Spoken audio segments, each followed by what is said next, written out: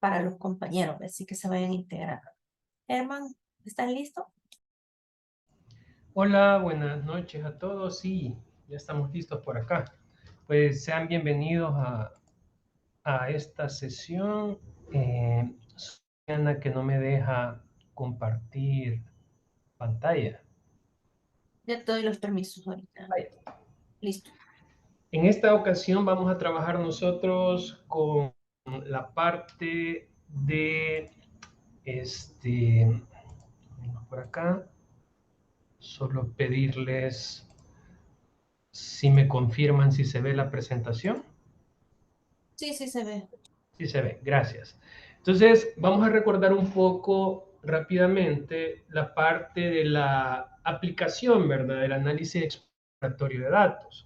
Recordemos, como estuvimos viendo en la sesión pasada, que el análisis descriptivo es el inicio que se debe de hacer en todo proceso investigativo cuantitativo, ¿verdad? Y por lo tanto, hay operaciones que se deben de trabajar tanto de manera puntual como de manera gráfica. Y es por ello que el resumen de datos, en este caso a través de los estimadores puntuales y otros no paramétricos, es de suma importancia. Decíamos que hay un diagrama que se conoce como el diagrama de caja que es sumamente importante. ¿Por qué? Porque él hace un resumen de cómo está distribuida la variabilidad e inclusive nos proporciona algunos elementos que podrían ser atípicos en una distribución que tiende a normalidad, ¿verdad? O sea, a una campana gaussiana. Existen teóricamente dos fórmulas, en este caso de límites inferiores y límites superiores, para identificar observaciones atípicas o outliers. Sucede que si usted al cuartil 1 le resta 1.5 veces el RIC es nada más que la diferencia del cuartil 3 menos el cuartil 1, lo que va a encontrar usted es un límite inferior que permite que la serie de datos sea considerada normal, todos los que pertenecen a ese límite inferior. Pero también hay un límite superior que se llama el cuartil 3 más 1.5 veces el RIC, donde el RIC es la diferencia del cuartil 3 menos el cuartil 1, y al hacer esa operación me da un límite superior. Cualquier valor que se encuentre fuera de esos límites se considera una observación atípica que hay que analizarla. Hay que ver qué es lo que pasó en esa situación para que se diera esa observación atípica. Ahora, el gráfico de cajas automáticamente en los software que nosotros trabajamos, e inclusive Excel, en Minitab, ya nos establece con asteriscos o con puntos o con círculos cuáles observaciones podrían ser atípicas. Pero podemos también trabajar nosotros y analizar cada una de estas posibles observaciones que se pueden salir de la normalidad y son ellas las que pueden producir un incremento en la variabilidad, ¿verdad? No se eliminan automáticamente, sino que se analizan y cuando uno ya tiene la información suficiente para decir que eso no va a suceder en el futuro o simplemente fue un error, pues se puede eliminar y seguir trabajando con los verdaderos valores que debería de estar la distribución de los datos. El otro elemento que es importante que ustedes manejen es el gráfico a través de un histograma. ¿Por qué? Porque los histogramas nos permiten ver la tendencia central de la distribución y también el grado de dispersión que tienen los datos, así como la asimetría y la kurtosis, que son elementos que nos ayudan a identificar qué tan dispersos están. La correcta utilización del histograma a nosotros nos permite tomar decisiones no solo en función de un dato, que en este caso pues hemos trabajado nosotros con medias, sino también con la base en la dispersión y las formas especiales que puedan tener las series de datos. Recordemos que no todos los datos se van a distribuir normal, sino que pueden tener otro tipo de distribuciones. Y por lo tanto, se nos va a facilitar entender cómo está presente la variabilidad con estos dos gráficos que son complementarios a un análisis, ¿verdad?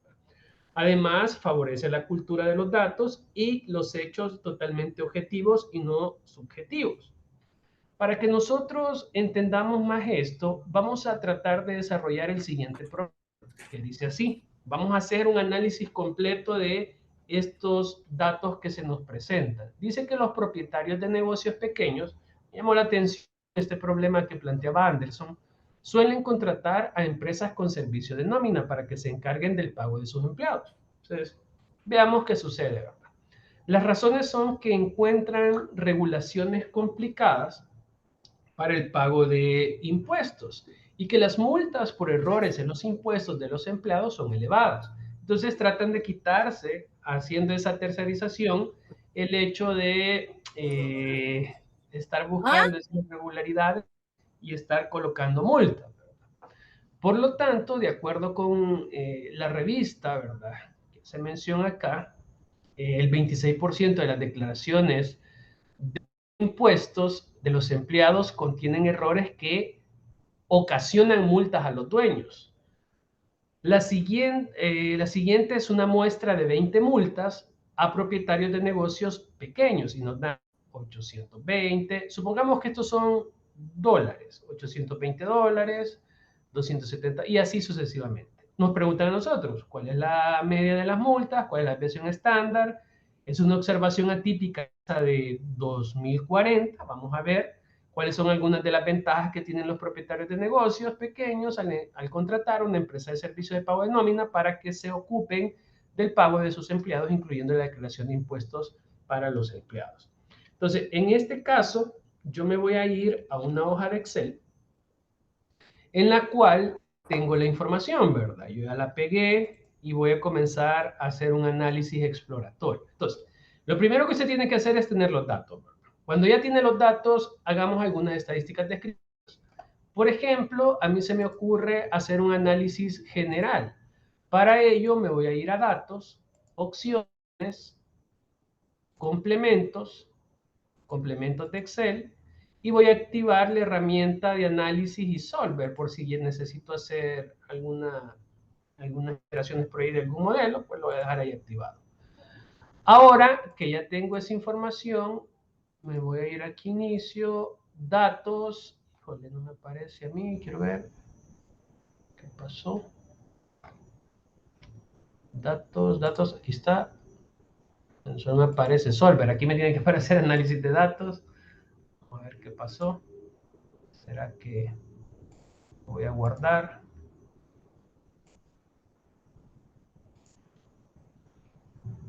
Como libro 1 lo voy a guardar, a ver si ahora sí me aparece.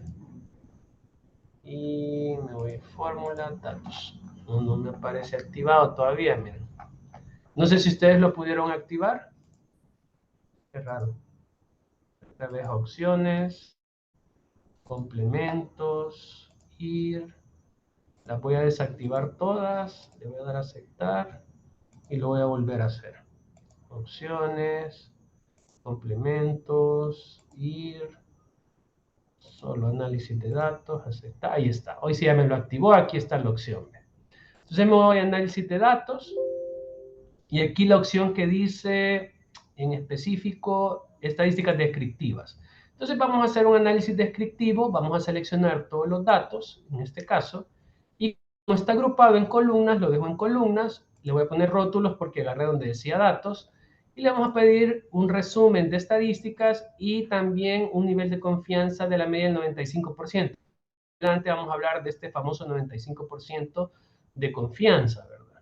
Le voy a aceptar y me da esta salida. Solo aquí, esta salida que me generó, me voy a ir otra vez a datos, aceptar, le voy a decir que me lo genere en un rango de salida especial, le voy a decir que me lo genere aquí a la par, en esta, en esta celda, le voy a decir que aquí, en esta celda, acá usted elige el rango de salida, dejamos activada el resumen de estadísticas y nivel de confianza, y le voy a aceptar. Ahora sí. Si ven, aquí me saca todos los elementos que yo necesito de la variable en estudio, ¿verdad? Ahora, para seguir trabajando con ella, yo voy a hacer también el análisis de estos indicadores, de estos estadísticos descriptivos, pero también de algo gráfico. Entonces voy a seleccionar todos los datos, me voy a ir a insertar, gráficos recomendados, y voy a buscar todos los gráficos y vamos a buscar el histograma. Entonces voy a hacer un histograma. Aquí está la opción de histograma, le doy a aceptar y entonces tendría aquí una expresión de histograma. Vale. Ya lo vamos a arreglar. También me voy a ir a insertar, gráficos recomendados, todos los gráficos, y me voy a ir a esta opción que dice cajas y bigotes. Entonces le doy ahí y le doy a aceptar. Entonces automáticamente pueden observar ustedes que tengo ahora un gráfico de cajas y bigotes que lo puedo modelar a alguno que me llame la atención. Por ejemplo, este que, bueno, no sé si se visualiza bien en negro. Puedo cambiarlo, ¿verdad? Quizás este podría estar más interesante. Y bueno, ya tenemos esa información. Este sería el primero. Voy a seleccionar otra vez los datos. Voy a insertar gráficos porque se me borró el histograma que tenía. Me voy aquí a histograma, selecciono y le doy a aceptar. Entonces aquí me genera el histograma. Bueno, ¿por qué hice este análisis? Porque, como les mencionaba en un inicio, los resúmenes no basta solo con tener la media, la mediana, la moda, la desviación estándar, la varianza, la kurtosis, la asimetría, máximos y mínimos. No, necesito también otros elementos visuales. Vamos a analizarlos. Lo primero que se me ocurre es ver si la media es representativa, la media aritmética. ¿Por qué? Porque pueden observar ustedes aquí algo interesante en este histograma, perdón, en este gráfico de cajas y bigotes que aparece. ¿Y qué es lo interesante? Fíjense que lo interesante de este gráfico en particular es este punto que aparece aquí arriba, que lo voy a inclusive a sombrear. Vamos a utilizar la plumita para sombrear aquí este punto. Si ven este valor que está aquí, este es el mínimo. Este es el mínimo, esta primera línea que aparece aquí es el cuartil 1, esta segunda línea es el cuartil 2 o la mediana, esta línea que está aquí es el cuartil 3 y este valor que está aquí es el máximo. Pero ¿qué sucede? Sucede que en mi serie el máximo no es parte de lo que yo considero como mi distribución. Y adicional a eso, yo sé que del mínimo al cuartil 1 tengo el 25% de mis datos. Del cuartil 1 al cuartil 2 tengo otro 25, del cuartil 2 al 3 otro 25, y aquí hay una crucita, y esa crucita lo que me está diciendo que es la media de los datos. Entonces, entre más amplia esté la distancia entre un punto mínimo y un cuartil 1, o de un cuartil 1 a un cuartil 2, o de un cuartil 2 a un cuartil 3, entre más amplio sea, significa que en ese segmento hay más variabilidad. Por lo tanto, entre más cortas estén estas líneas, significa que entre esos datos hay menos variabilidad. Por lo tanto, en el primer 25% hay menos variabilidad, al igual que en el siguiente 25% también hay menor variabilidad, pero se dispara del cuartil 2 al cuartil 3. Aquí hay más variabilidad de mis datos, al igual que del cuartil 3 a esto. Pero hay un valor en particular que se dispara más de los que nosotros tenemos o deberíamos de tener en la distribución. Y este valor es el que se considera, según el gráfico, como atípico. Pero ya lo vamos a examinar también con los límites que les decía. Otra cosa importante acá es el histograma, pero aquí hay algo que les voy a aclarar. ¿Y qué es lo que les voy a aclarar? Bueno, lo que les voy a aclarar a través del histograma es que algunos software uno tiene que tener un poco de cuidado. Más que todo Excel, a veces Minita también por default le tira a usted cierto histograma, pero hay ciertos criterios que hay que tener en cuenta estadísticamente hablando. Por ejemplo, si yo quiero determinar cuántas clases debe de tener una serie de datos, pues hay dos formas. Una es a través de la raíz cuadrada del número de datos, para ver cuántas clases necesito.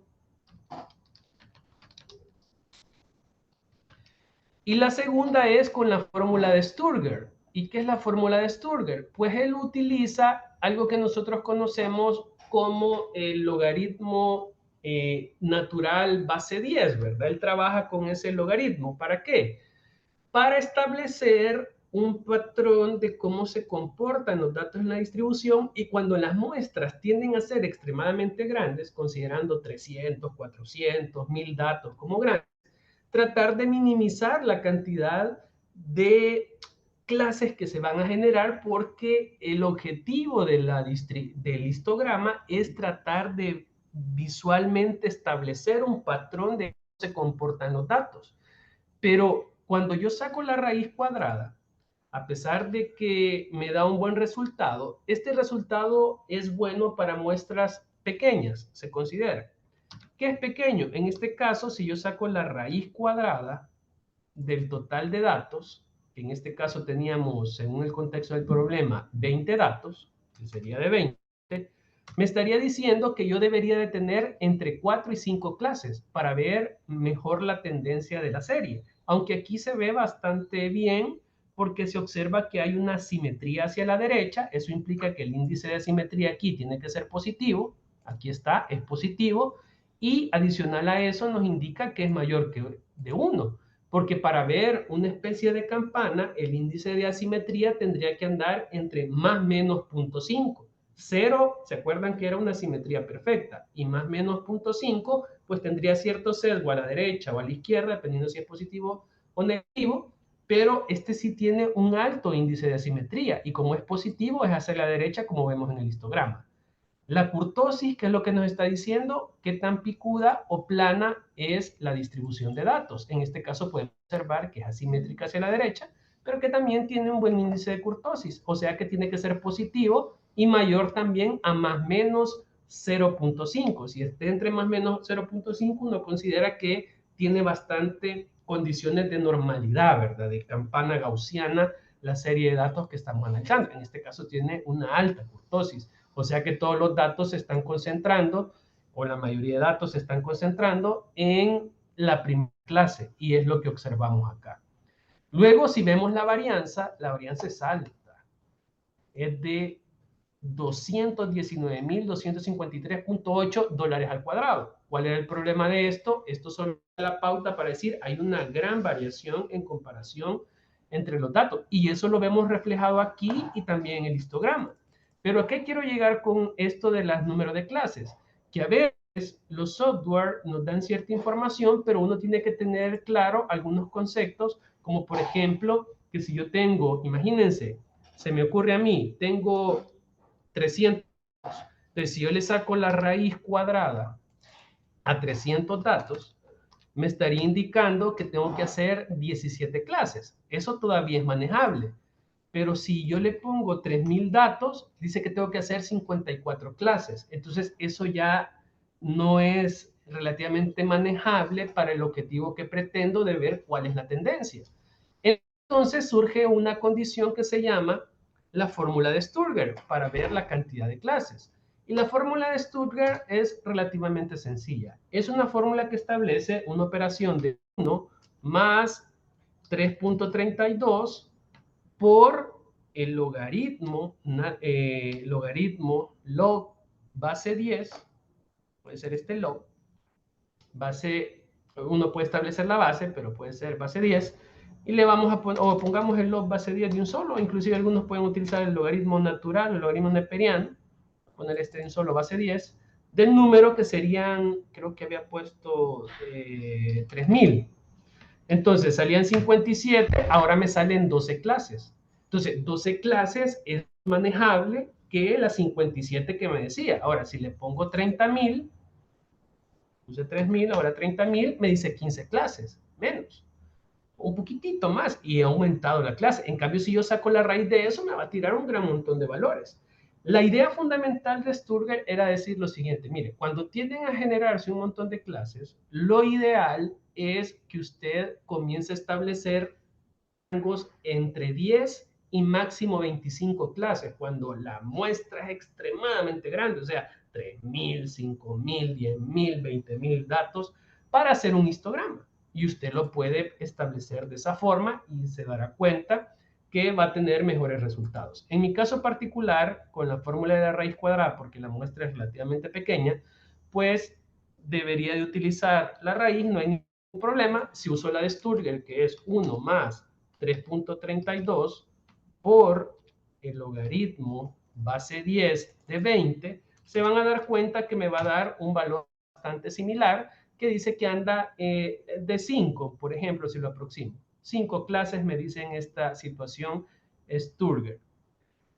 Como me dice 5 y Excel me tira 3, yo puedo hacer el cambio. Entonces le doy clic en este eje. En otro software usted le puede establecer qué es lo que quiere.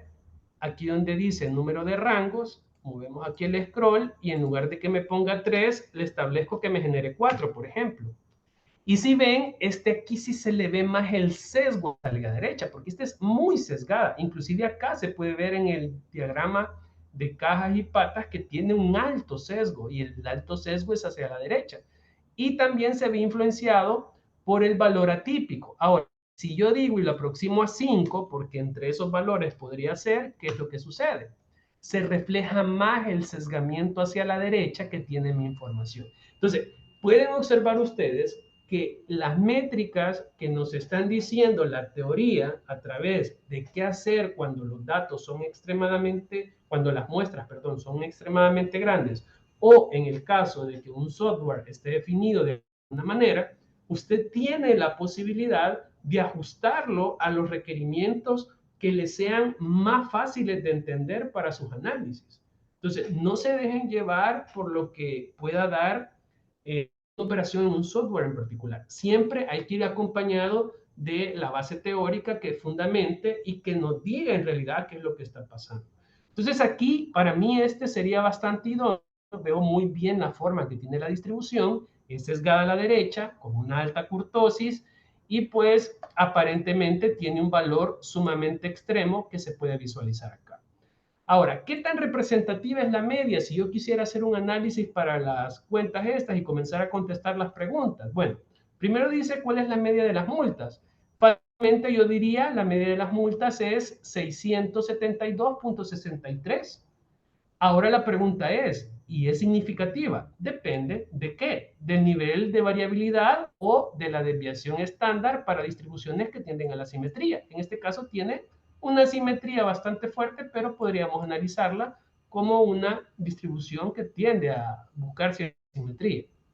Entonces, me vengo aquí y busco la desviación estándar. ¿De cuánto es? 468, alta. Si comparamos la desviación estándar con respecto a media, observamos que si hay un grado de dispersión con respecto a la variabilidad, en este caso alto, a pesar que sus unidades son cuadráticas, y eso lo vemos reflejado inclusive en este diagrama. Pero veamos qué tanto es la representatividad o la coherencia que puede tener la media para ser representativa en este caso. Y eso, recordemos que se hace con el coeficiente de variación. Entonces, el coeficiente de variación, ¿qué es lo que va a hacer?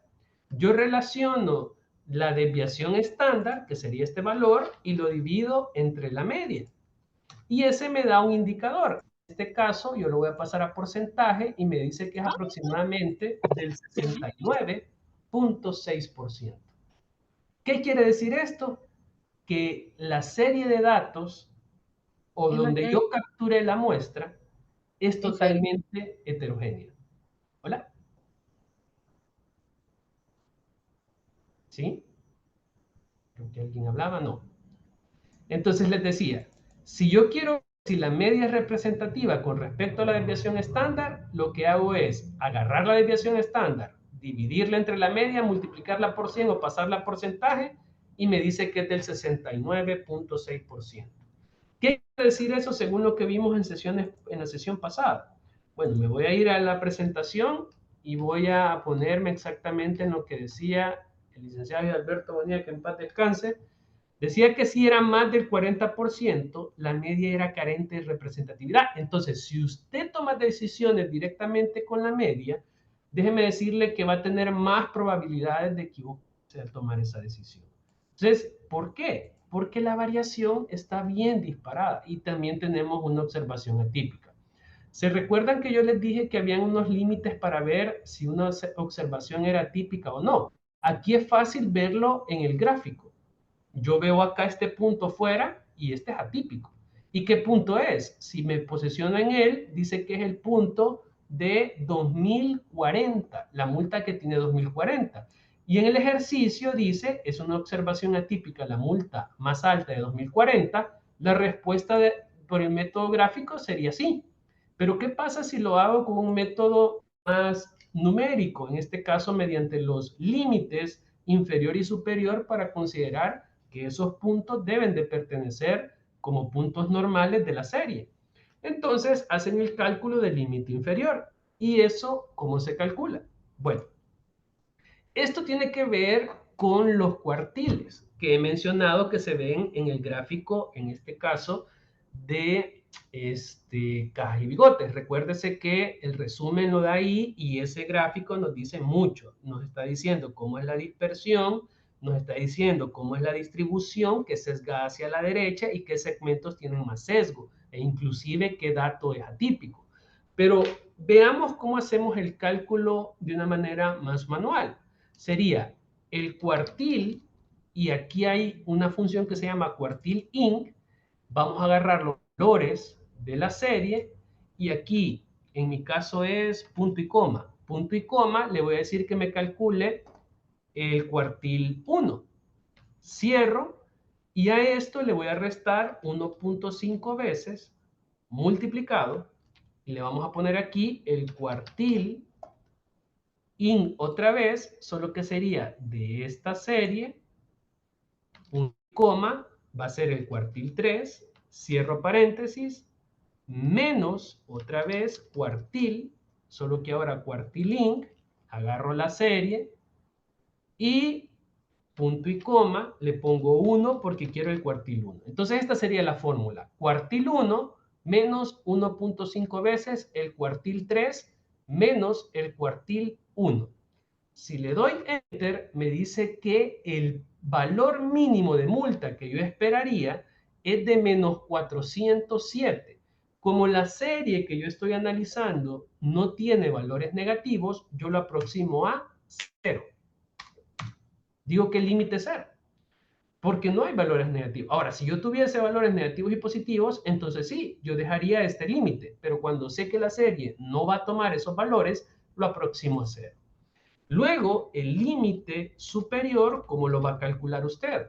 O sea que el valor, por ejemplo, de 270, que es bastante pequeño y que alguien podría decir, ese es atípico, que es la moda, no es atípico, es parte de la serie, ese es normal, entonces podemos dejarlo por ahí. Pero ¿qué pasa con el que sí aparece aquí disparado o otros que aparentemente aquí no aparecen, que podrían aparecer? Veamos qué pasa. Para ese caso vamos a poner cuartil INC, seleccionamos los datos, punto y coma, aquí sería 3 porque quiero el cuartil 3, más 1.5 veces el desplazamiento que viene de las famosas más o menos 3 desviaciones estándar, solo que ahora la variabilidad la define el RIC, el rango intercuartílico, que sería la variabilidad interna en esta caja, sin que los valores atípicos estén afectando, sería cuartil 3, otra vez, de la serie, punto y coma en mi caso, en algunos casos va a ser, aquí le pongo 3, menos cuartil 1, cuartilín, otra vez la serie, punto y coma 1. Y ahora le doy enter. Se me olvidó un paréntesis, me lo recuerda Excel y me dice, mire, usted va a considerar como válido los valores que lleguen de 0 hasta 1612.50. Cualquier valor que se salga de este intervalo es atípico. Entonces me vengo yo a la serie y tendría que preguntarme cuántos valores tienen esa característica. Entonces para ello, inclusive yo puedo organizarlos, puedo ponerle que esté ordenado de menor a mayor y ver dónde se da el corte. Si ven, el corte se da solo en este valor, que este podría ser considerado típico, que el gráfico ya me lo había dicho. Entonces aquí valido que es cierto, 2040 es una observación atípica. Ahora, ¿elimina esa observación? No, la voy a examinar. ¿Cómo? Aquí ya no es un método cuantitativo el que voy a usar directamente, sino que es un método más cualitativo, investigativo, de ir y consultar, verificar si fue un error de digitación, si fue un error o fue una situación fuera de lo normal, que no va a ocurrir en el futuro, o simplemente es parte y no la puedo eliminar. Y entonces, como no la puedo eliminar, tengo que ver qué otras fuentes de variación podrían estar produciendo este tipo de fluctuaciones en los datos, para este caso, de las multas que se están otorgando. Y esto, digamos que es un análisis introductorio, descriptivo, para poder comenzar a ver ciertas tendencias de la información que nosotros estamos analizando en apoyo a la toma de decisiones.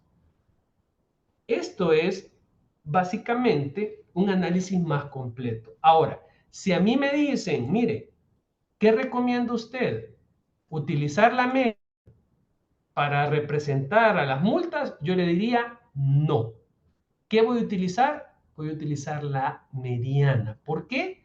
Porque el coeficiente de variación está disparado y me dice que esta distribución es homogénea, es heterogénea desde se extrajo. Y adicional a eso, hemos demostrado que hay una observación atípica, que es esta de $2,040.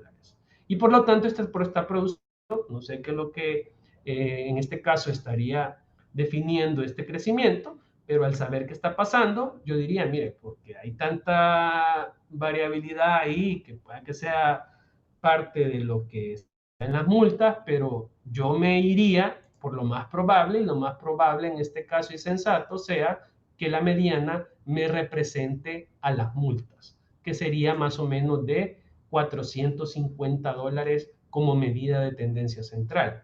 La moda aquí no tiene mucha representatividad porque se aleja bastante de los dos indicadores que son la media y la mediana, y por lo tanto no sería una buena estimación de considerarla para este modelo, dado que solo se repite 2 veces, solo tiene esta serie pues una moda, y adicional a eso está en los límites muy inferiores. ¿Por qué condición? Por la condición de la asimetría positiva que tiene la distribución. ¿Y eso dónde lo vimos? Pues lo vimos por acá. Por aquí yo les tenía esto que indicaba que cuando la moda es más pequeña que la mediana y la mediana es más pequeña que la media, la asimetría es hacia la derecha. Por eso es que es importante conocer la relación que tienen los estimadores puntuales, paramétricos y no paramétricos, con otros análisis un poquito más, diría yo, relativamente más avanzados, como es el caso de hacer ya análisis con elementos de variabilidad, que son la desviación estándar, el coeficiente de variación, y gráficos que nos ayuden a ver cosas que a veces no son tan fáciles de ver. Y esta es, como les mencionaba, la primera etapa del análisis estadístico, o sea, un análisis descriptivo de una variable.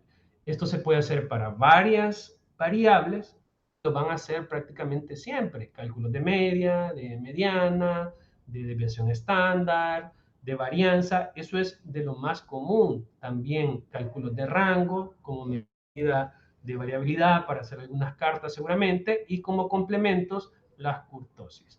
Adicional a esto, había una pequeña pregunta que decía cuáles son algunas de las ventajas que tienen los propietarios de negocios pequeños al contratar una empresa de servicios de pago de nómina para que se ocupen del pago de sus empleados, incluyendo las declaraciones de impuestos. Bueno, la tercerización en este caso es favorable porque las multas son demasiado variables. Entonces, inclusive esta observación atípica incrementa esa variabilidad. Por lo tanto, tercerizar nos da una ventaja en función de que no nos vamos a preocupar nosotros por toda esa variación que tienen estos elementos, y quien va a absorber ese costo, ese riesgo, va a ser la persona que está tercerizando. Entonces, nos desligamos de eso y nosotros estaríamos más confiados de los procesos que estén haciendo, y ellos, la empresa que es la que hace ese servicio, pues estaría absorbiendo todo este riesgo que estamos viendo nosotros según la muestra seleccionada. Entonces, esa es la ventaja que se tendría. Ahora, ¿es ventajoso hacerlo? Sí, yo en este caso diría que sí, porque hay mucha variabilidad. Habría que analizarla más a detalles y esto complementarlo con criterio de algunos expertos del por qué se da este tipo de fenómenos. No solamente quedarnos con el número, sino que también pedir opinión e ir al lugar y así visualizar, inspeccionar, y esto es de darle un seguimiento, ¿verdad? Para que podamos pues tener información más confiable y pues nuestros análisis pues sean más enfocados a lo que estamos buscando en realidad. Y esto es el análisis estadístico descriptivo, que es la primera parte de lo que usted debe desarrollar en todo estudio cuantitativo, ¿verdad? Cuando se tienen datos. Esto es lo que tendría que hacer. No sé si tienen alguna duda o comentario de lo que hemos hecho. Esto es en resumen todo lo que vimos en la sesión pasada, ¿verdad? Problema sencillito, ¿verdad? Esto es, como les digo, se puede hacer para problemas un poco más complejos, más grandes, pero la dinámica sigue siendo la misma. Más variables, la dinámica se sigue siendo la misma. Ojo con esto, la media aquí yo la desecho, en el sentido de que no vale la pena porque hay mucho sesgo, mucho riesgo aquí, y mi representante aquí yo lo voy a poner en verde, que yo le daría mi aval a la mediana para representar la serie, y este dato tan grande de 2040 también tengo que ir a analizarlo y lo pondré en rojo porque es un valor atípico, extremo, que tiene que ser analizado con mayor profundidad. Bueno. Hola. ¿Estamos bien por el momento? Yo sé que voy un poco rápido, ¿verdad? Pero la idea es que ustedes comiencen a ver cómo es la lógica de los análisis iniciales, ¿verdad? Este es un análisis inicial. Yo quizás solo quisiera decir Sí, que esto de los análisis, bueno, estas gráficas de caja realmente son bien importantes y yo las he utilizado mucho en proyectos. Normalmente, digamos, aparte de darnos información de una serie de datos, incluso se pueden usar para hacer comparaciones entre dos grupos de datos. Yo puedo ver cómo es la mediana de uno con respecto al otro, si se parece, por ejemplo, la cantidad de dispersión que hay entre dos grupos al ver el alto de la caja, por ejemplo, si en un grupo observo valores atípicos y en otros no. Entonces también puede servir para hacer comparaciones entre grupos, ¿verdad? No sé si lo tiene Excel, pero por ejemplo en Minitab podemos hacer diagramas de caja de varias series simultáneamente. Y entonces al ir analizando las cajas y verlas juntas, esto también nos puede ayudar a sospechar de algunos comportamientos. Por ejemplo, recuerdo un proyecto en el que se tenía la sospecha de que, por ejemplo, un grupo de operarios tenía un tiempo de trabajo o un tiempo de desempeño muy por encima del otro. Por ejemplo, los de la noche se tardaban más que los de la mañana en atender a un cliente. Ahí, por ejemplo, se hicieron dos diagramas de caja en la mismo, digamos, simultáneo, ¿verdad? En el mismo dibujo y se pudo comparar que era al revés, fíjense, o sea, realmente los operarios del turno de la mañana los que tenían un mayor tiempo, entonces se veía que la mediana estaba más arriba, la media estaba más arriba, entonces también puede servir para eso y es una herramienta bien fácil y bien útil, pues se usa mucho en los proyectos de comparación de grupos, es solamente. Y no sé, Germán, si tal vez estas fórmulas que nos has compartido no sé si estaban en la presentación que tú me pasaste. sí, em, sí está la de para encontrar valores atípicos. pues Sí, yo se la subo después a ellos. Ok, gracias, Germán. ajá, por aquí la pueden encontrar. Aquí está la lógica de por qué se desplaza 1.5, porque aquí tenemos de aquí hasta acá, tenemos -3, de aquí para acá tenemos +3. Entonces, como en el 50% está el RIC, necesito 1.5 veces esa variabilidad donde no están los atípicos, ¿verdad? Entonces, esa es la dinámica. Ujú. Lo que decía Diana es muy importante, ¿verdad? Esto se utiliza también para comparar grupos. Yo aquí podría generar una serie y sí, Excel lo hace también, imita pues más fácil. Por ejemplo, aquí puedo incrementarle valores para que vean qué es lo que pasa. Inventarme una serie hipotética, ¿verdad? Así, digamos así, y ponerle pues datos 2, y entonces, DIOS dice, datos 2 y quiero comparar visualmente también, y me va a dar bastante información. Vamos a insertar gráficos, Y entonces me voy aquí a todos, diagramas de cajas, y aquí me lo tiran. Miren, le doy a aceptar y aquí está la comparación. Claro, aquí uno tiene que ver qué es lo que más le conviene. Por ejemplo, si ven en la serie, que le voy a poner etiquetas para que se identifique qué es. A ver, etiqueta, no, perdón, aquí me equivoqué. Bueno, es importante para ver qué números eran, pero eso no lo quiero. Sería eh, título del gráfico, esto lo voy a quitar, sería leyenda, este. Los datos 2 es la caja en azul y los datos 1 es la caja en naranja, ¿verdad? Perdón, los datos normales es la caja en naranja. Pueden observar que con la que me inventé no tiene valores atípicos, pero tiene una gran variabilidad interna, cabe, entre el cuartil 1 y el cuartil 3. Es grande. Ahora, si yo veo las medias, pueden observar ustedes que esta está bastante abajo, ¿verdad? Si yo calculara su valor, e inclusive si calculara sus estadísticos de esta que me inventé, posiblemente también la media no sea representativa, porque sí es sesgada también hacia la derecha si hiciera el gráfico. O sea, todo está sesgado hacia la derecha, ¿verdad? Tiene bastante variabilidad. ¿Quién tiene más variabilidad de estas dos? Bueno, esta, la que dice datos 2 al hacer la comparación entre los grupos. Y observamos que si alguien me dice, a priori, porque hay que hacer pruebas inferenciales, pero a priori me dice alguien, mira, ¿y qué grupo es más variable? Yo automáticamente veo visualmente a una escala y digo el 2, el dato 2. Datos 1 tiene gran variabilidad, pero es inferior a la de datos 2. Se tiene más variación. Entonces, ahí ya puedo decir, si hago comparación entre los grupos, puedo establecer a priori nuevamente, porque tendría que justificarlo inferencialmente, ya lo vamos a ver eso, cuando se usa en las pruebas de varianza, para ver si las varianzas son iguales o distintas, cuando se desconoce el parámetro. Entonces, yo le diría, bueno, asumamos que las varianzas son desconocidas y son distintas de la población, ¿verdad? Ojo con eso, de la población.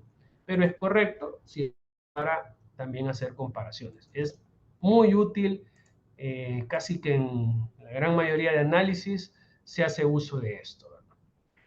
Muchas gracias por la intervención, Diana. Y ahora vamos a pasar a otro tema que no es menos importante, sino que tiene que ver con las distribuciones. En este caso quiero hablar un poco iniciando con la distribución normal porque es una de las distribuciones más relevantes en los estudios que nosotros desarrollamos, ¿verdad? Por lo tanto, veamos un poco sobre variables continuas rápidamente, la distribución normal, el área bajo la curva, ¿verdad? Y por ahí voy a dejarles unos problemas para que ustedes practiquen, ¿verdad? Si quieren hacerlo en algún momento. Sucede que las variables aleatorias continuas, pues se define como una variable aleatoria continua X en la que su recorrido es un intervalo o unión de intervalos. A eso se le define como una variable continua, porque también tenemos variables discretas, o sea, variables puntuales. En este caso, pues, estamos diciendo que van a ser intervalos. Si venimos a una distribución que tiende a simetría, tenemos una función que se llama esta función f de x, una función de densidad de probabilidad. Y vamos a suponer que es normal. La normal es una distribución continua. Entonces, si yo quisiera calcular una probabilidad, prácticamente tengo que ver el área bajo la curva. O sea, la probabilidad de que la variable aleatoria pertenezca al intervalo es igual a una integral. ¿Y cómo se ve eso? Bueno, se ve de las siguientes propiedades que tienen las distribuciones continuas. Primero, una propiedad es la asociación que tiene la variable continua x a una función de densidad de probabilidad. O sea, hay una función que describe cómo se comporta. Esa función, al evaluarla en el recorrido de la variable, o sea, que pertenece a los reales, los valores les van a dar positivos, o sea, mayores o iguales que cero. Pero esos valores van a ser alturas para poder ver este gráfico. No es que sean probabilidades, sino que van a ser alturas, puntos en los cuales uno puede hacer el gráfico. Sabemos que es una distribución de probabilidades si la suma de todas las probabilidades para el recorrido de la variable es 1.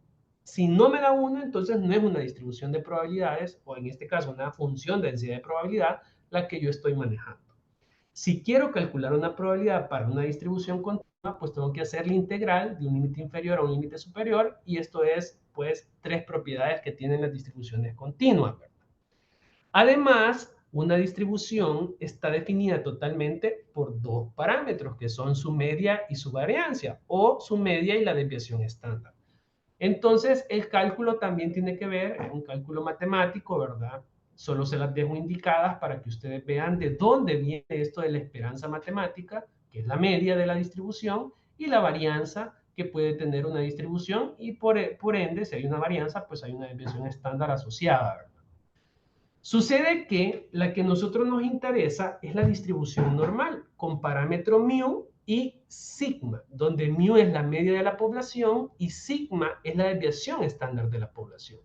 Decimos que una variable aleatoria x tiene una distribución normal con media mu y varianza sigma cuadrado, que eso implicaría que la desviación estándar solo es sigma, si su función de densidad de probabilidad es la siguiente.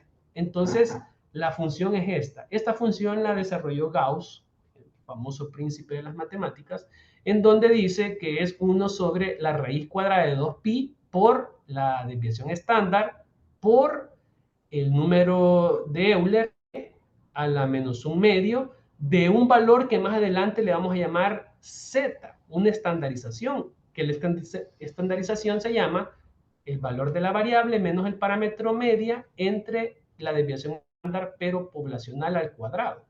Al graficar esto, lo que vemos nosotros es un comportamiento como este, como una campana perfecta. Si solo si tenemos parámetros, en este caso, adecuados de media y de variabilidad. Por ende, tenemos que conocer la relevancia o importancia que tiene esta curva normal. Y uno es que muchas variables naturales y físicas tienden a comportarse como una distribución normal.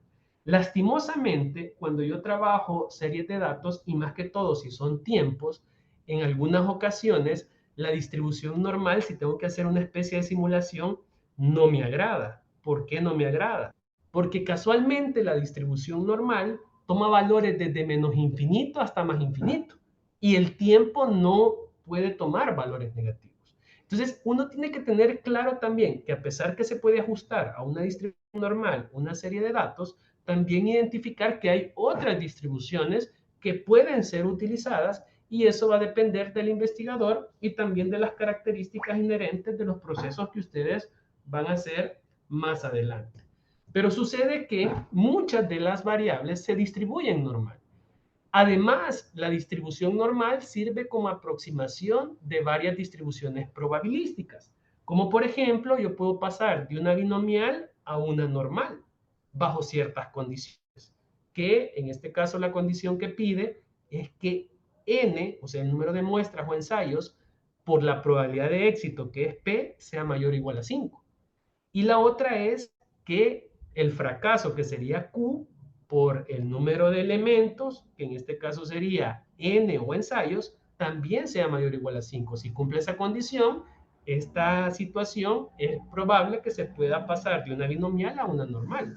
También se puede pasar de una distribución de Poisson a una normal y otras distribuciones, ¿verdad? Además, las medias muestrales tienden a distribuirse normalmente, aunque la población de donde se toma la muestra no tenga un comportamiento normal. ¿Qué quiere decir eso? Que yo puedo tener una serie de datos, y si yo calculo muestras y a esas muestras les calculo la media, entonces la distribución, ya no como X, sino que como media, es normal o se distribuye normal bajo un concepto que se conoce como el teorema del límite central.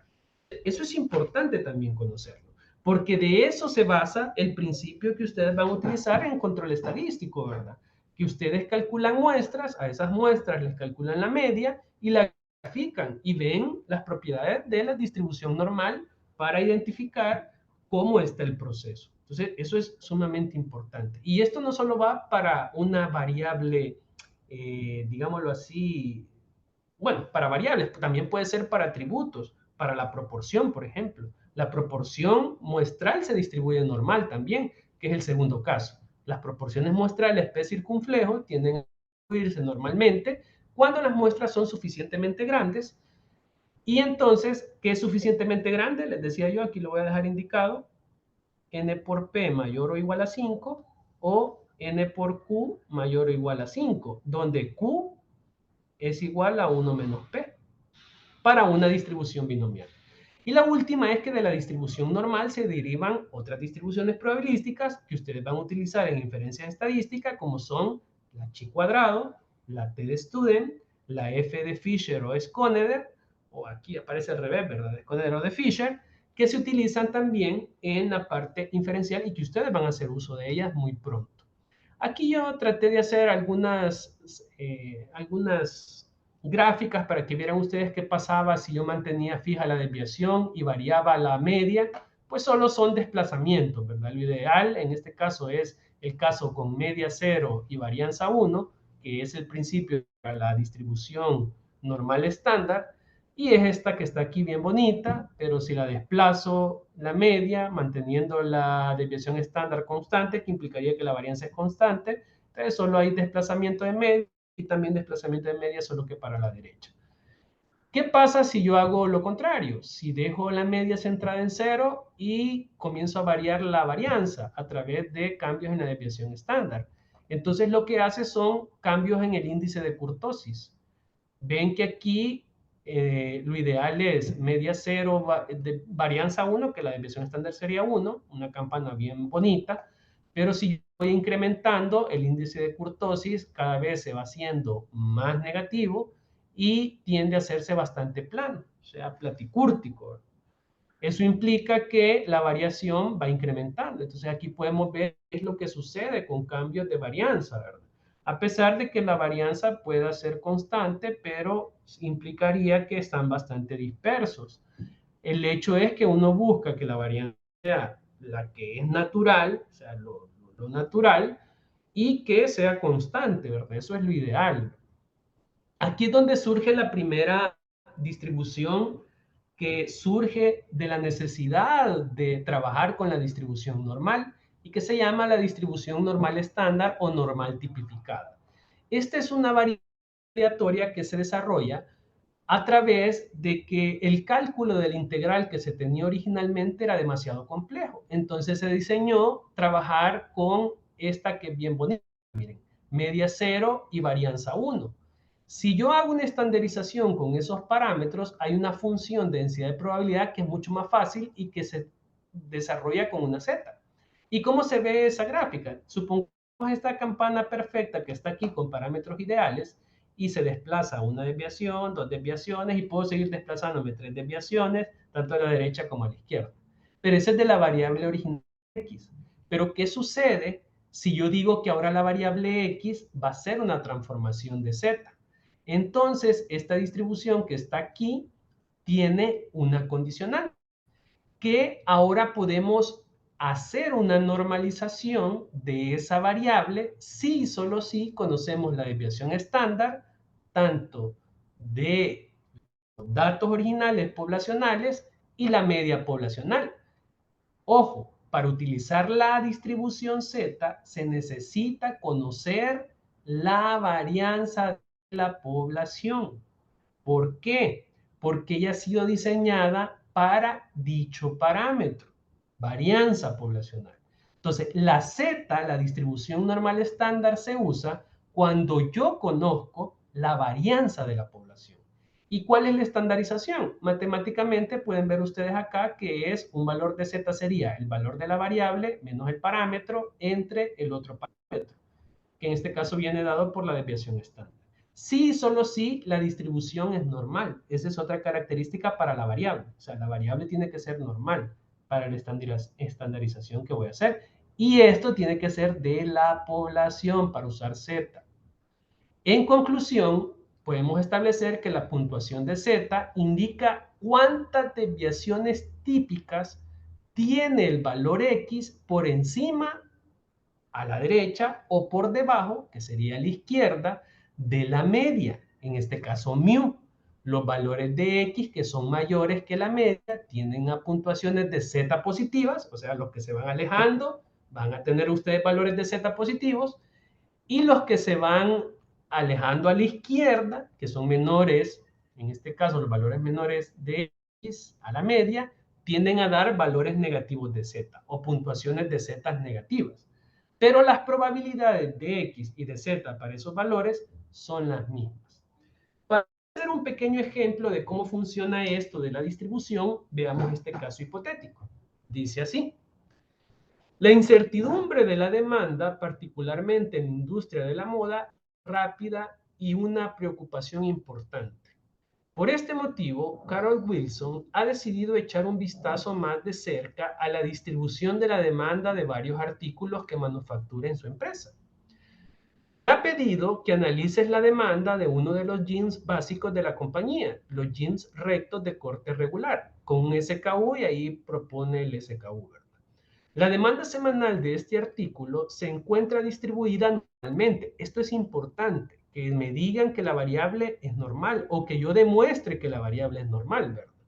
Con una media de 70, ojo, y una desviación estándar de 24 unidades, o sea que se conocen los parámetros iniciales.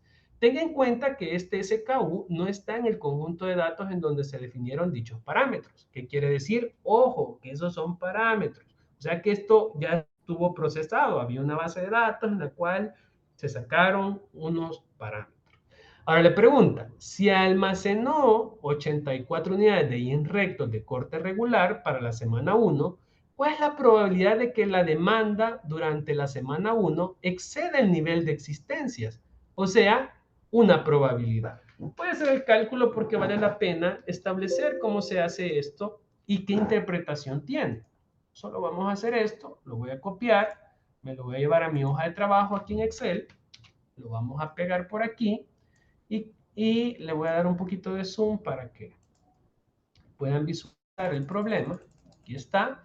¿Y qué es lo que tenemos? Dice que se distribuye normal con media de 70 unidades y desviación estándar de 24 unidades. Parámetros. Entonces me dice, ellos quieren saber cuál es la probabilidad de que la variable aleatoria que se distribuya normal sea mayor o igual inclusive, o si solo le pone mayor, no hay ningún problema porque es una variable continua, a 84. ¿Y esto a qué va a ser igual? Esto, si uno lo quiere ver ya más gráfico, lo que está dando a entender es lo siguiente. Lo que nos dice en realidad es que se distribuye normal, o sea, como una campanita así, no me salió perfecta. Aquí tenemos la media de 70 y aquí tenemos el valor hipotético de 84. Entonces ellos quieren saber este segmento, todos los valores que van a sobrepasar o van a estar en ese 84, o solo sobrepasar, como es una integral, o sea, es un área bajo la... No hay ningún problema. ¿Qué sucede? Sucede que yo lo puedo hacer de dos formas. Lo puedo hacer directamente o puedo utilizar la distribución normal estándar, o sea, la Z. ¿Por qué? Porque conozco los parámetros funcionales, no vienen de una muestra pequeña. Otra cosa importante es que en inferencia la Z se puede, bueno, la Z se puede hacer uso, aunque yo no conozca el parámetro poblacional varianza o desviación estándar, pero si yo logro identificar que la muestra es grande, en estadística grande se considera arriba de 30 datos, puedo hacer una aproximación por la distribución normal estándar, o sea, por la Z. Se puede hacer una aproximación. Yo originalmente no lo recomiendo, o sea, yo siempre si no conozco la varianza de la población como parámetro, uso otra distribución que ya vamos a ver que se conoce como la distribución de T-Student. ¿Por qué? Porque esa es la más indicada dadas las condiciones de que no se tiene conocimiento del valor verdadero paramétrico de las distribuciones. Entonces, la T-Student hace un ajuste con los estimadores y por lo tanto, él trabaja con algo que se conoce como grados de libertad, que ya lo vamos a ver, ¿verdad?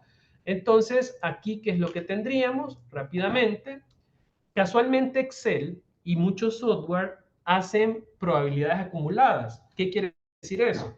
Que calculan desde este límite hasta este valor puntual. Pero como yo quiero la cola superior y hay una propiedad que dice que toda la campana tiene un valor de 1, entonces a 1 le voy a restar lo siguiente. Distribución, y aquí me voy a ir a buscar la distribución normal. Aquí hay varias distribuciones. Esta normal, y me dice, ponga el valor de X. En mi caso es 84.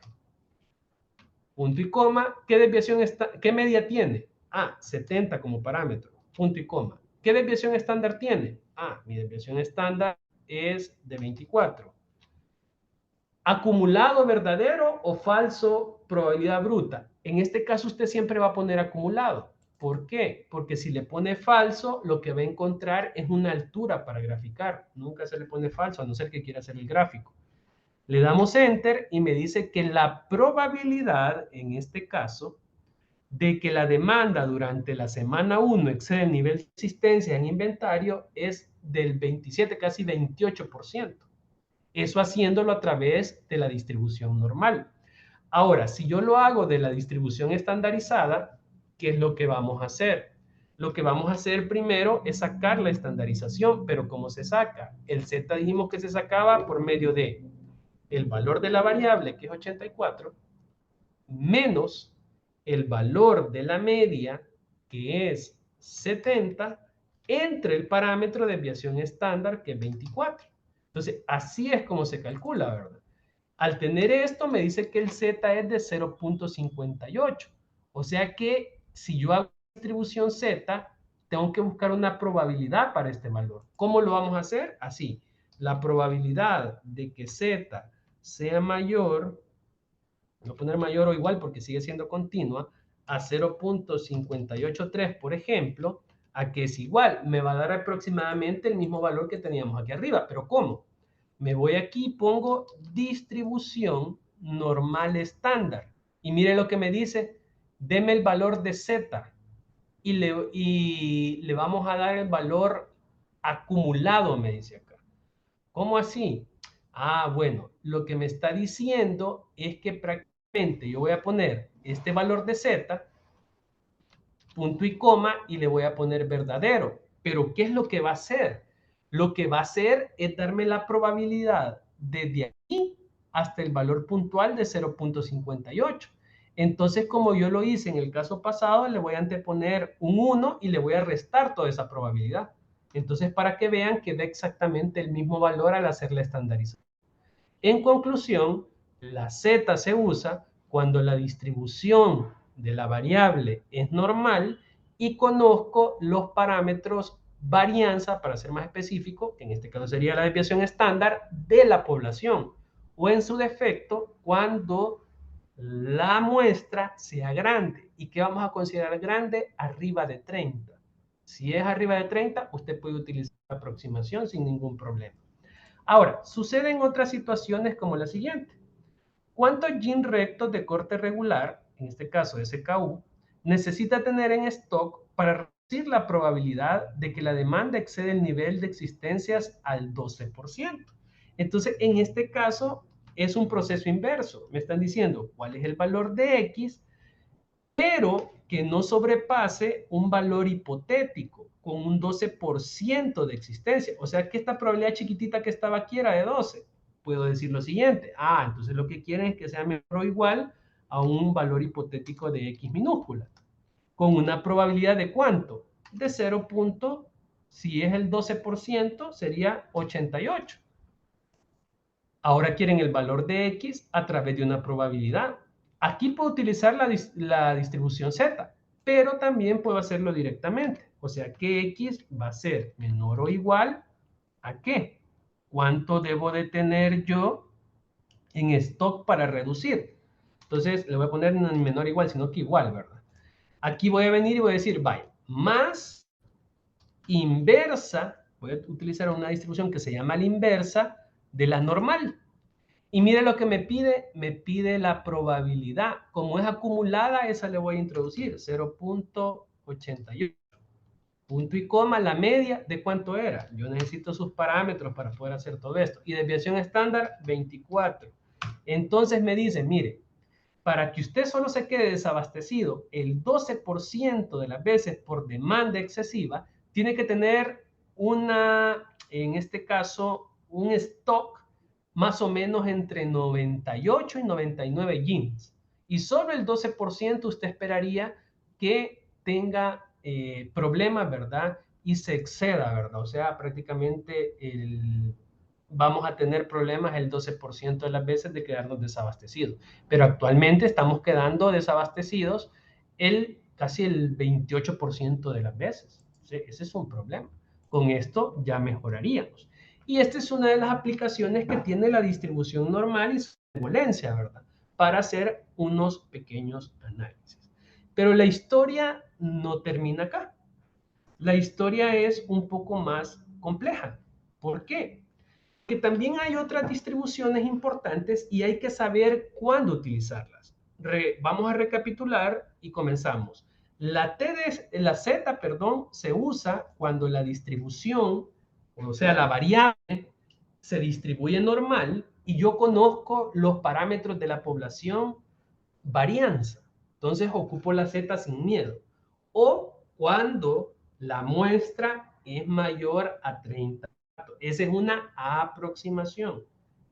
¿Qué pasa cuando yo desconozco, en este caso, el valor de la varianza y solo conozco una muestra de 20 datos, como fue el escenario que tuvimos en el ejercicio de estadísticas descriptivas?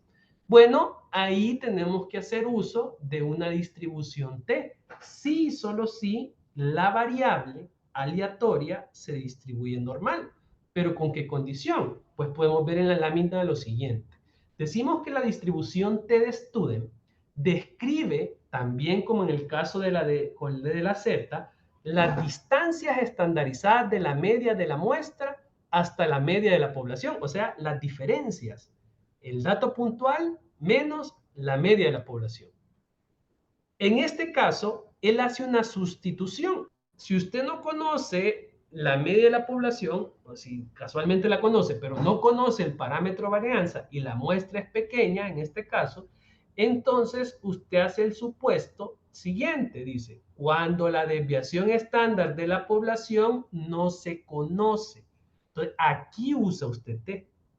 Y mire, y si la muestra es de 50, ¿puedo usar la T? Sí, la puede usar. Y la también por aproximación. Pero es ideal utilizarla siempre la T cuando yo no conozco el parámetro de la población varianza. Eso implica que no conozco la desviación estándar. Y las observaciones vienen de una población con una distribución normal. Esa es otra condición que debe de cumplir. Entonces, la Z es para distribuciones normales, cuando el parámetro varianza se conoce, y la T es para distribuciones de variables normales, pero el parámetro varianza no se conoce. Por lo tanto, la desviación estándar no se conoce, ¿verdad? Y hacemos uso de un estimador. En este caso, la función de densidad de probabilidad de T-student con cierto grado de libertad, en este caso tomé el 3 grados de libertad, se ve como esta campana que está aquí y es normal. Pueden observar ustedes que para T mayores a 4, la probabilidad cada vez se va haciendo más chiquita. Y para valores menores a menos 4, también la probabilidad se va haciendo chiquita, pero manteniendo constante su grado de libertad. Eso es lo que sucede con la Z. La Z para valores de Z mayores a 4, la probabilidad es chiquita, y para valores menores a 4, menos 4 también es pequeña. Pero ahí no hay grados de libertad, porque los grados de libertad se asume que tienden a infinito, ¿verdad? Hoy en día, dice también acá, la distribución T de Student es una de las más utilizadas en la inferencia estadística asociada a muestras pequeñas. Nuevamente, ¿qué es una muestra pequeña? Menor a 30. Menor a 30 teóricamente se considera una muestra pequeña.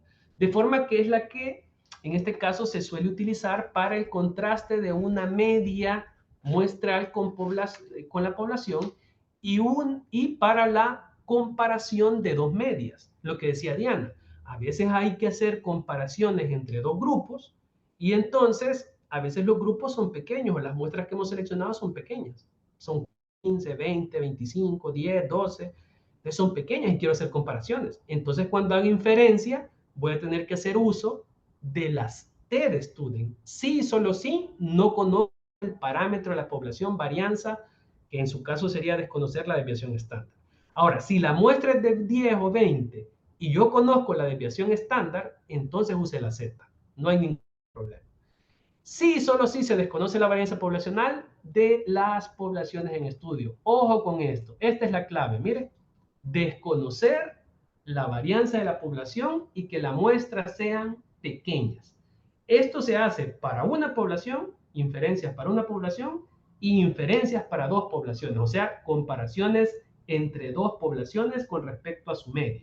La Z también se hace para una población y para dos poblaciones que serían la diferencia de media, o sea, comparación de una media de una población con otra población, pero en Z conozco la varianza de la población de estudio.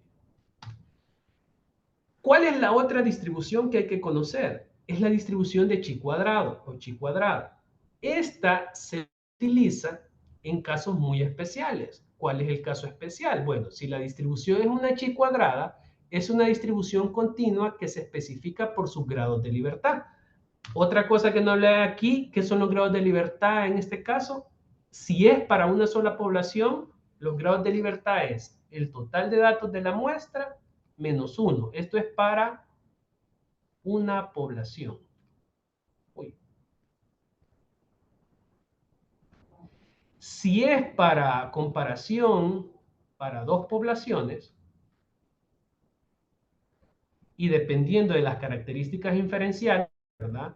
Puede ser que calcule un t con n menos 2 grados de libertad. ¿Por qué? Porque voy a hacerlo para dos poblaciones y por lo tanto tendría en este caso el azar de que dos números en particular no van a poder ser seleccionados al azar. Esa es una de las condiciones que tiene, ¿verdad? Los grados de libertad. Y la otra es por la cantidad de parámetros que utilizo para calcular otro parámetro, ¿verdad? Como son la desviación estándar de la muestra que voy a utilizar para mi análisis.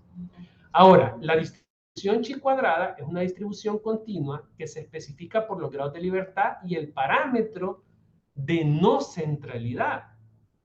¿Qué quiere decir esto? Que hoy no vamos a utilizar como variable la media, sino que vamos a utilizar otro indicador. La distribución es positivamente asimétrica, pero la asimetría disminuye aumentando los grados de libertad. En otras palabras, me está diciendo que la variable en estudio ya no es una X o una media, ¿verdad? Sino que ahora es una variable al cuadrado, que en este caso puede ser la varianza. Si yo quiero hacer la comparación de una varianza, puedo utilizar la prueba de la distribución de chi cuadrado, porque viene para varianza de una población. También en inferencia se hace uso de esto para ver la independencia entre algunas variables que son de índole más cualitativas. Se hace a través de frecuencias observadas y esperadas. Entonces, en ese caso también. Por lo tanto, nosotros que usamos Minitab, en Minitab utiliza la distribución de chi cuadrado, o sea, se establece como x cuadrado, ¿verdad? En pruebas de significancia estadística puede ser comprobar que también se ajusta una muestra a una distribución teórica, que es algo que se hace, se le llama la prueba chi. Por ejemplo, puede utilizar una prueba de bondad de ajuste de chi cuadrada para determinar si los datos de la muestra se ajustan a una distribución de Poisson, que en realidad esa distribución pues surge en algunas condiciones, ¿verdad? O otro tipo de distribución que usted quiera analizar. También para probar la independencia de las variables categóricas que les mencionaba, por ejemplo, un fabricante desea saber si la ocurrencia de 4 tipos de defectos, en este caso espárrago faltante, abrazadera rota, sujetador flojo y sello con fugas en la parte mecánica, o sea, en el área de mecánica, están relacionadas con los turnos, diurno, vespertino y nocturno. Entonces quieren ver el grado de si hay independencia o hay dependencia. Entonces ahí hay un contraste de hipótesis que se va a hacer. Y los grados de libertad van a depender también, valga la redundancia, del producto de las categorías que tenga cada una de las variables categóricas, valga la redundancia. Por ejemplo, en el primer caso tengo 1, 2, 3, 4 categorías, entonces sus grados de libertad serían el número de categorías del primero, que sería 4 menos 1 por los grados de libertad del otro, que serían el número de categoría menos 1, 3 menos 1. Entonces, para este experimento, bueno, para esta inferencia que se quiere hacer de independencia de las variables en prueba de hipótesis, sería 3 por 2. Y esto es 6 grados de libertad que tendría para hacer la prueba de independencia. Ahora, también sirve para probar si una varianza de una población es igual a un valor hipotético. Entonces también se calcula a través de una chi cuadrada. ¿Cómo se ven las chi? Bueno, ahí de los grados de libertad. Cuando los grados de libertad son de 30, vuelve a aparecer este número mágico. El 30 en estadística es un número mágico porque tiende a decir si es una muestra pequeña o sobrepasa lo que uno considera como pequeño, o más, la distribución de chi cuadrado puede aproximarse razonablemente como una distribución normal, por eso es que tiene relación, lo vimos en láminas anteriores, y se ilustra así. Esta es con 20 de libertad, y esta otra que está acá, ven que es sesgada hacia la derecha, esta es con 40 grados de libertad. Entonces pueden observar ustedes que cada vez que vamos incrementando estos elementos, pues se va viendo más la campana de Gauss. Luego está la última distribución, que es la distribución F.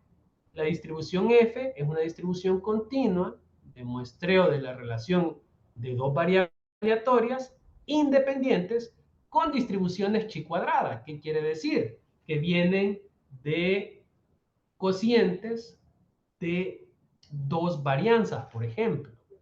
La división o el cociente de variables cuadradas, o sea, chi, generan distribuciones F.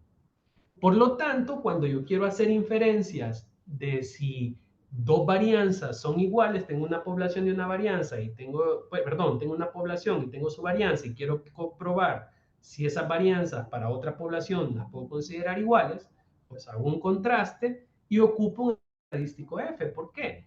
Porque el cociente, o lo que dice ahí, el cociente entre sus grados de libertad de las chi cuadrados, que son independientes, generan distribuciones F. O sea, varianzas, cocientes de varianzas, me generan, o de suma de cuadrados, por ejemplo, me generan distribuciones F. Y esta asimétrica sale a la derecha y es descrita por sus grados de libertad también. En este caso, los grados de libertad del numerador los vamos a llamar V1, que están asociados al tamaño de muestra de la primera población menos 1, y los del denominador, que se están asociados también al tamaño de muestra del segundo grupo menos 1. Las siguientes gráficas a nosotros nos van a mostrar cómo se ven la forma característica de esta variable. Ojo, variables al cuadrado, o sea, chi cuadrado, vienen de distribuciones chi independientes. Por eso es que la varianza, su prueba se hace a través de f. Y se ven así. Por ejemplo, si tengo 1 y un grado de libertad, se ve bien asimétrica, con una alta kurtosis. Si tengo un grado de libertad el primer grupo y el segundo grupo 9, entonces se ve un poco más, se va como expandiendo. Si tengo 9 y 1, se ve muy parecida a la primera. Y si tengo 9 y 9, comienza a generarse como que si fuera una distribución chi, pero siempre sesgada hacia la derecha. ¿Qué quiere decir? Que el recorrido de esta variable siempre van a ser valores positivos, o sea, de 0 a más infinito, ¿verdad? Va a tomar valores la distribución chi, también la distribución f de Fisher. Importante, ¿verdad? Acuérdese, se utiliza la distribución f cuando un estadístico de prueba sea la relación de dos variables que tienen una distribución chi cuadrada cada una. ¿Qué quiere decir? Que vienen de valores al cuadrado. Por ejemplo, varianza. Por ejemplo, suma de cuadrados. O sea, la diferencia de un dato menos la media al cuadrado, eso se llama suma de cuadrados, y el cociente entre esos dos elementos y sus grados de libertad me generan a mí un estadístico F. Se utiliza la distribución F en el análisis de varianza, también conocido como ANOVA, y en pruebas de hipótesis para determinar si dos varianzas de población son iguales o se pueden considerar distintas, dado que vienen de muestras pequeñas y tenemos que nosotros tomar una decisión para ver si se utiliza un estadístico Z, un estadístico T, bajo ciertas correcciones que se le hacen a ese estadístico de estudio. Ahora, ¿por qué hemos hablado de todo esto? Porque esto nos va a servir para las pruebas de hipótesis. ¿Y qué vamos a entender nosotros por prueba de hipótesis? Bueno, las pruebas de hipótesis empiezan por hacer una suposición tentativa acerca de un parámetro poblacional. Eso es lo que van a hacer ustedes. Esa suposición tentativa la van a llamar ustedes hipótesis nula y la van a denotar a veces por H0. La mayoría de veces así se establece y después se define otra hipótesis llamada hipótesis alternativa, que es lo contrario a la hipótesis nula, o sea que son mutuamente excluyentes ellas. La hipótesis alternativa se denota por H sub A. En algunos casos hay gente que le pone H sub 1, no hay ningún problema.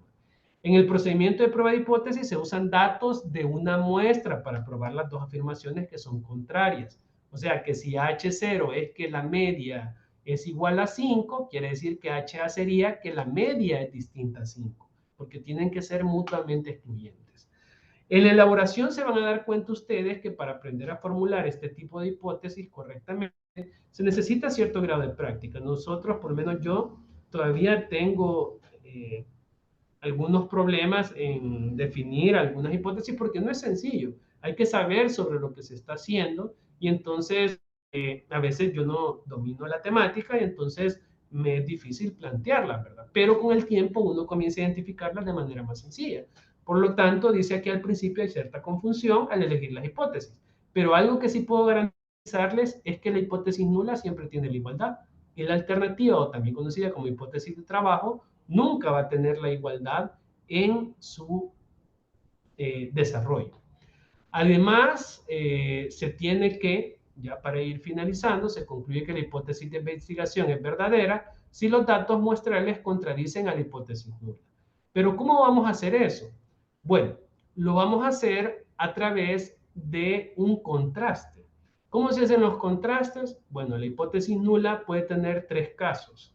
Que la media sea mayor o igual a un valor hipotético, contra que la media es menor a ese valor hipotético. O que la media es menor o igual a ese valor hipotético contra que la media es mayor a ese valor hipotético. O que la media es igual al valor hipotético contra que la media es distinta al valor hipotético. Entonces, esto es lo que ustedes van a probar para una población. Si lo hacen para más, pues dos poblaciones o más poblaciones. Si es para dos poblaciones, haciendo un estadístico Z, y ustedes ahí van a utilizar el Z si solo si conocen las varianzas de las poblaciones. Si no las conocen, van a tener que utilizar una T, aunque sean dos poblaciones, van a usar una T. Se puede aproximar, si las muestras son mayores a 30, sí, pero mi recomendación ahí va a depender. Yo siempre uso la T si no conozco el parámetro, pero ahí va a depender del investigador. Sucede que cuando hacemos hipótesis cometemos algunos errores y se conocen como el error tipo 1 y tipo 2. Pero, ¿qué es esto de los errores? Bueno, los errores, el tipo 1, usted va a tener el siguiente cuadro de resumen. Si usted concluye que se acepta, y más adelante vamos a hablar, faltan como 3 láminas, vamos a hablar un poquito sobre esto de aceptar o rechazar. Si se acepta H sub 0 y la situación en la población es que H sub 0 era verdadera, entonces usted concluyó correctamente. Excelente. Pero si usted acepta H0 y la población o la situación de la población es que en realidad la alternativa tenía que haber sido lo correcto, comete un error tipo 2. Si rechaza H0 como conclusión y en realidad tuvo que haberla, en este caso, aceptado, comete un error tipo 1. Pero si usted rechaza H0 y la situación de la población era que lo verdadero era la alternativa, entonces la conclusión que usted hizo fue correcta. Pero aquí hay un problema. Y el problema es que esto se basa bajo el criterio del nivel de significancia. ¿Y qué va a ser para usted el nivel de significancia? Pues la probabilidad de cometer un error tipo 1 cuando la hipótesis nula es verdadera como igualdad. En otras palabras, el nivel de significancia es rechazar la hipótesis nula cuando la hipótesis nula es verdadera. A eso se le llama error tipo 1 o significancia de la prueba. Y es una probabilidad. Normalmente esas probabilidades que utilizamos están, ese valor de probabilidad que se le conoce como alfa, por convención, ¿verdad? Usted le puede poner otro valor, es menor o igual al 5%. Son los tradicionales que utilizamos, ¿verdad? Entonces hay que tener cuidado con eso. Hay otro concepto que es complementario que se conoce como el nivel de confianza. El nivel de confianza es 1 menos alfa y es la probabilidad de que no me equivoco al no rechazar H sub 0. Cuando es verdadero, generalmente este es del 95, del 90, aquí ya es bastante bajo, o del 99, etcétera. ¿Cómo se ve esto? Si la prueba es de dos colas, aquí tengo una cola derecha, una cola izquierda y el centro es el nivel de confianza. Para ir finalizando, les voy a dar una información interesante que sería el valor P o el P-value que le conocen. En realidad el P-value nos sirve a nosotros para el contraste de hipótesis y este contraste de hipótesis, pues a veces se cometen errores porque si ustedes observaron en la literatura que les traía, aquí decía de aceptar H sub 0 y rechazar H sub 0. Pero en realidad las hipótesis no se aceptan ni se rechazan. Eso es algo que normalmente uno lo dice, pero para entender qué se está haciendo, pero en realidad no se aceptan ni se rechazan. ¿Por qué? Porque el valor P o el P-valor es la probabilidad de que la diferencia del resultado observado se deba al azar. Eso es el famoso valor P o P-valor. Es una probabilidad de que la diferencia de resultado observado se deba al azar. ¿Y qué significa eso? Pues por convenio general, si esa probabilidad, ese p-valor que usted ha calculado, que viene de la distribución Z, que viene de la distribución T, que viene de la distribución F, que viene de la distribución Chi, que es una probabilidad, que es haciéndolo a través, calcula usted el estadístico y de ese estadístico que le da la muestra que usted está trabajando, de ahí es donde sale el valor P. Eso lo que nos dice es que si es menor del 5%, depende, ¿verdad?, de cuánto le dé el error tipo 1, nos parecerá poco probable que la diferencia se deba al azar y entonces rechazamos la hipótesis nula. Pero aquí hay un problema con eso de rechazar la hipótesis nula. O sea, que si el valor P o el P-valor es más pequeño que la significancia, o sea, que del error tipo 1 que usted establezca o el alfa, si ese valor P es más pequeño, entonces usted lo que está diciendo es que nos parece poco probable que la diferencia se deba al azar y por lo tanto la hipótesis nula se debería de considerar como no cierta. En otras palabras, se estaría como una especie de rechazo. Por eso es que dice rechazamos la hipótesis nula. Si lo que hemos encontrado es cierta evidencia de que la hipótesis nula no es la manera más adecuada para manejar mi parámetro media, si estoy haciéndolo con respecto a la media, o mis parámetros F, ahí depende. Por lo tanto, la hipótesis de igualdad, en este caso, aceptando la hipótesis alternativa como lo que debería de ser lo correcto. Pero aquí es donde entra un problema. Las hipótesis no se aceptan ni se rechazan. En dado caso, yo puedo decir que la muestra me ha dado evidencia de que no existe evidencia suficiente para decir que la hipótesis nula no es como, o sea, no es correcta, no es como se ha planteado. O puedo decir que hay evidencia estadística de que la hipótesis nula no es como yo esperaba y entonces la alternativa podría ser una candidata, pero siempre está bajo un error tipo 1. Y ese es el problema. Por lo tanto, por otra parte, si la probabilidad es mayor del 5%, no nos sentimos lo suficientemente seguros para afirmar que la diferencia no se debe a la casualidad. Así que no rechazamos la hipótesis nula. Y otra vez vuelve con no rechazar, ¿verdad? Sino que aquí lo que deberíamos de ser, no existe evidencia, en este caso, de que la hipótesis nula sea correcta. O sea, la muestra me dice, mira, no hay suficiente evidencia, así que considerar que eso es correcto, la hipótesis nula. En cambio, si la probabilidad es chiquita, le dice, fíjate que la muestra me está dando evidencia de que la hipótesis nula deberías de descartarla y buscar otra posibilidad. ¿Y quién podría ser? La alternativa. Y entonces nos quedamos con esas condiciones. Si el p-valor es menor que el 5% de significancia, entonces, como les decía, nos parece poco probable que la diferencia se deba al azar y por lo tanto no deberíamos de considerar como válida la hipótesis nula.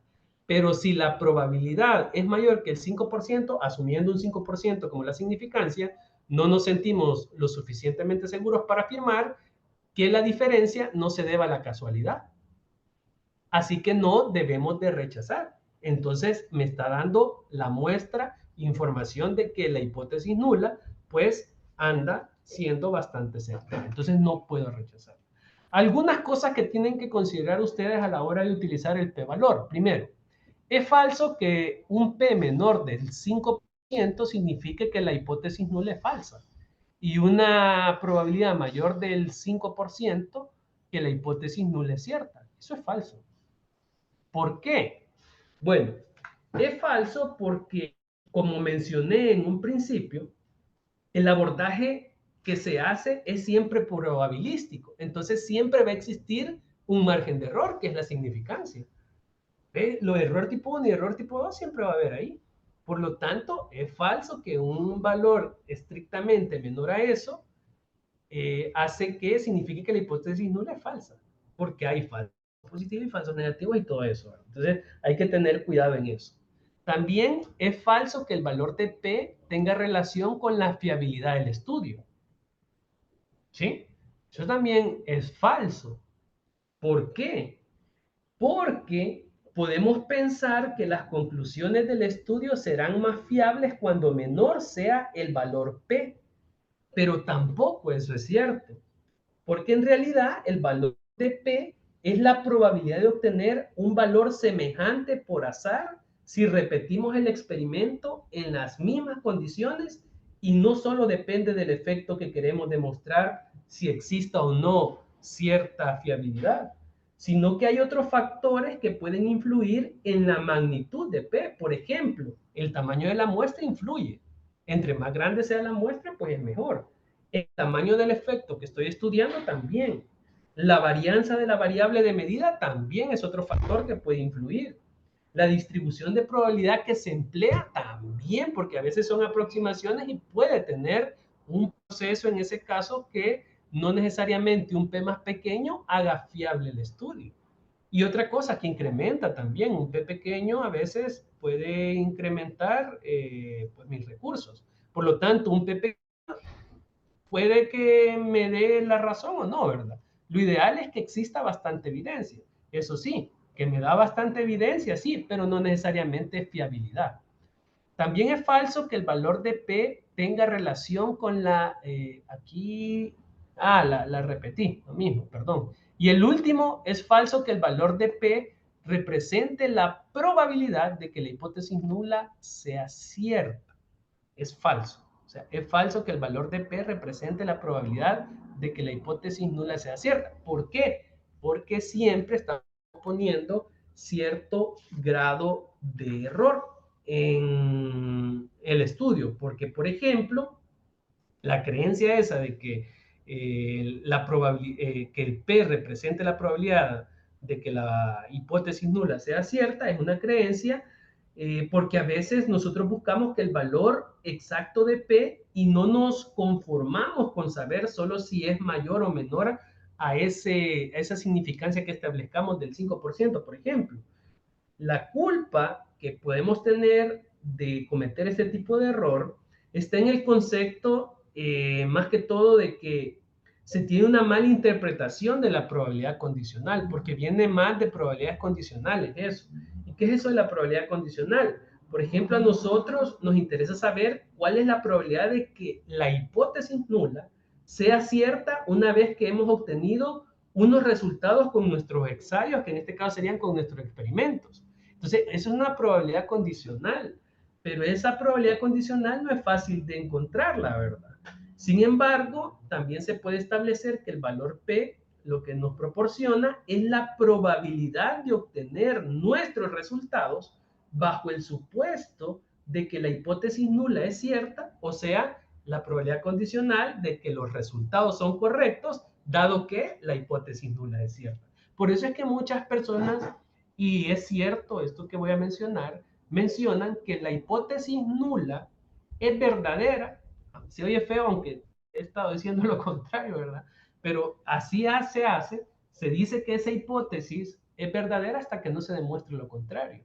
¿Y cómo se va a demostrar lo contrario? Como un contraste. ¿Y quién va a hacer el contraste? La muestra que usted seleccione de una población o de varias poblaciones, dependiendo qué prueba esté haciendo, y entonces los datos van a decir si continuamos considerando la primera afirmación, que es hipótesis nula, como válida, o si tenemos que replantearlo a una hipótesis de trabajo que sería una hipótesis alternativa. Entonces, en general, eso es lo que hace el p-valor. El p-valor es la probabilidad de que la diferencia del resultado observado se deba al azar. En otras palabras, entre más pequeño sea en una prueba de hipótesis, pues hay más evidencia aparentemente, ¿verdad? Porque siempre va a haber un error, de que la hipótesis nula no sea correcta. Y entre más grande sea el p-valor, o sea, si pasa la significancia, entonces sucede lo otro, que no nos sentiremos suficientemente seguros para afirmar que la diferencia no se deba a la casualidad, así que no debemos de decir que la hipótesis nula es incorrecta, sino que vamos a decir, fallamos en el rechazo de la hipótesis nula. Eso no está diciendo que la estoy aceptando, sino que no he encontrado evidencia para decir o refutar esa información.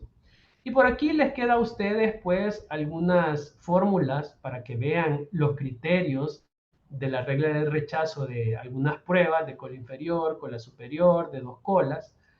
Por acá tenía yo otra tablita resumen.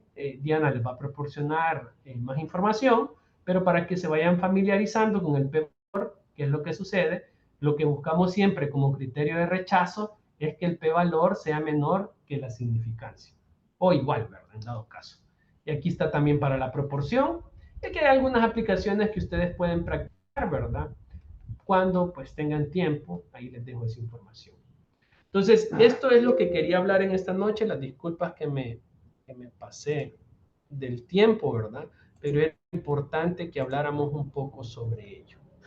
No sé si tienen alguna duda, comentario, que ha sido bastante rápido. Espero que les sirva para cuando entren a la parte de análisis inferencial, más que todo, en el control estadístico. ¿Preguntas? Les vamos a hacer llegar esa información. Bueno, yo se lo puedo hacer llegar por medio de la maestra Diana Cruz, para que ustedes puedan darle un vistazo a toda la información. Igual, si tienen alguna duda, pues pueden escribirme. Mi correo es gpocasangre@uca.edu.sb, ¿verdad? Para que pueda ampliar más. Yo sé que ha sido una jornada maratónica, ¿verdad? Pero espero que se haya podido refrescar algunos elementos. Y hay cosas que son pues bastante densos, ¿verdad? Que pues una hora no es tan fácil, ¿verdad? Hacerlo. Así que ahí está mi correo, gracias. Gracias. Por ahí vi una manita arriba. Ajá. ¿Alguna pregunta? Bueno, esta parte de las hipótesis nosotros la vamos a ver un poco más profundamente cuando ya entremos en algunas de las herramientas de analizar. Entonces no se preocupen que ahí vamos a volver a repasar esta última parte que nos estaba explicando Germán. Lo que creo que es importante esta sesión, ¿verdad? Es que pues ustedes conozcan de la existencia de estas distribuciones, de una T, de una normal, de una F. Porque nosotros lo que vamos a ver es la aplicación de esto. Por ejemplo, ya estuvimos viendo cómo el análisis de varianza nos sirve para saber si un operario o la interacción de un operario con una pieza afecta eh, la reproducibilidad en un estudio de sistema de medición. Entonces, esa prueba NOVA, por ejemplo, cuando nosotros veíamos el valor P, ese valor P está asociado a una prueba que se hace con una distribución F, porque estamos viendo la variabilidad del sistema de medición en comparación a la variabilidad total de los datos, la varianza. Entonces, lo que vamos a ver nosotros es la aplicación de estas pruebas para la toma de decisiones. Entonces, no se preocupen mucho por la parte matemática, digamos, que está detrás de las pruebas. Lo que sí va a ser importante es entender cuando estemos desarrollando los contenidos, qué tipo de distribución es la que se va a utilizar con cada prueba. Y eso lo vamos a ir refrescando en la medida que vayamos haciendo uso de todos estos instrumentos de la estadística, ¿verdad? Les vamos a compartir en la plataforma un libro de introducción a la estadística, por si ustedes desean o quieren consultar más profundamente algunas de las cosas que ha explicado Germán hoy. Y también se les va a subir este video, la clase anterior y las dos presentaciones que nos ha hecho Germán. Bueno, esperamos entonces que esto haya servido como una especie de recordatorio rápido. Si ustedes en sus carreras en algún momento lo usaron, porque creo que la mayoría somos del área de ingeniería, pues no les son del todo nuevas, y que no les genere temor, ¿verdad? O sea, no les genere temor. La verdad es que la estadística tiene mucha matemática, pero nosotros de nuevo estamos para ver la aplicación práctica, que es lo que vamos a arrancar a partir del sábado. Así que les deseamos feliz noche, esperamos que estén muy bien y nos vemos entonces el sábado. Que cuídense, pasen buenas noches. Dios, cuídense, éxitos. Muchas gracias. Feliz noche. Buenas Bye, bye. noches, adiós.